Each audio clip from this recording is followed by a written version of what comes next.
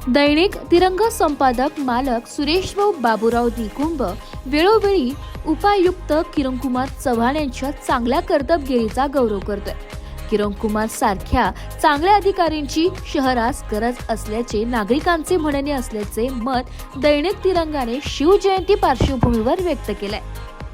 कायदा सुव्यवस्था अबाधित राखण्यात नाशिक पोलीस यशस्वी होतील असा आत्मविश्वास दैनिक तिरंगा संपादक मालकांनी व्यक्त केलाय।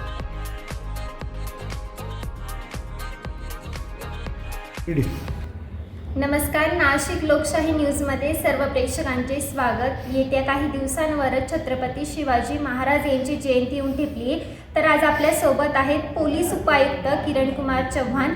हे आपल्याला छत्रपती शिवाजी महाराज यांच्या जयंतीनिमित्त शांततेचा मार्ग आणि वाहनांचं कसं नियोजन असणार आहे किंवा नागरिकांनी त्यांना काय आव्हान केलंय, तर हे आपण जाणून घेणार आहोत। नमस्कार, सर्वांना येणाऱ्या शिवजयंतीच्या खूप शुभेच्छा।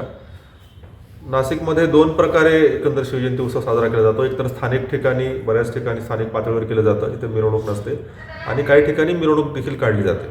मिरवणूक मुख्यतः ही आपला जो मुख्य पारंपरिक मिरवणूक मार्ग या मार्गाने निघते। तर दोन्हीकडे माझं आव्हान आहे की जेव्हा आपण एखाद्या ठिकाणी, एखाद्या स्थानिक ठिकाणी कार्यक्रम साजरा करतो किंवा कुठलाही कार्यक्रम असेल सार्वजनिक, तेव्हा जेव्हा आपण स्टेज टाकतो, तर स्टेज टाकताना आपण कृपया वाहतुकीला त्याचा कोणी अडथळा येणार नाही हे आपण बघावं। त्याचबरोबर तिथे मोठ्या संख्येने भाविक येतात असतात बघण्यासाठी, भेट देण्यासाठी, महिला देखील येत असतात। त्यावेळेस महिलांच्या देखील सुरक्षेसाठी आपण महिला स्वयंसेवक तसेच पुरुष स्वयंसेवक असे दोन्ही प्रकारचे ठेवावेत। त्या ठिकाणी CCTV मस्ट आहे। आम्ही जेव्हा आपल्याला परमिशन देऊ त्यावेळेस प्रत्येक ठिकाणी आपण CCTV लावणं अनिवार्य आहे आणि त्याची आम्ही खात्री करूनच परमिशन देऊ। तसेच त्या ठिकाणी आपण जे काही वाद्य लावतात, पारंपरिक वाद्याचा वापर करावा आणि जे आपलं काही वाद्य असेल त्या वाद्याचा आवाज मर्यादेमध्ये असावा, अशी एकंदर आपल्यासाठी सर्वांना एक सूचना आहे, एक निवेदन आहे। मिरवणुकीमध्ये जे काही आपले देखावे असतात, त्या देखाव्याची संख्या जी उंची असेल ती स्थानिक पातळीवरच्या जे काही मार्ग आहे, कारण आपला मिरवणूक मार्ग आहे तो छोटा आहे, त्याची रुंदी सुरुवातीच्या भागात कमी आहे, त्यामुळं कमी उंचीचे, कमी आकाराचे देखावे आणि कुठलाही देखावा आक्षेपार्ह नसावा, पारंपरिक वाद्याचा वापर करावा, आवाज मर्यादित ठेवावा आणि पूर्ण संख्येने स्वयंसेवक नेमावेत असं सर्वांना आवाहन आहे।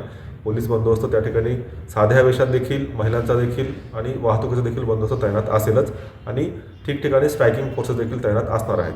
त्यामुळे सर्वांनी जी काय दरवर्षीचे नियम आहेत त्याप्रमाणे नियमात राहून पण उत्साहाने शिवजयंती साजरा करावी असं माझं आवाहन आहे।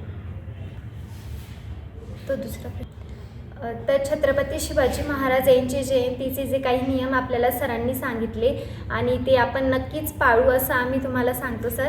आणि त्याबद्दल सरांनी आपल्याला जी माहिती दिली त्याबद्दल नाशिक लोकशाही न्यूजतर्फे मी सरांचे धन्यवाद करते।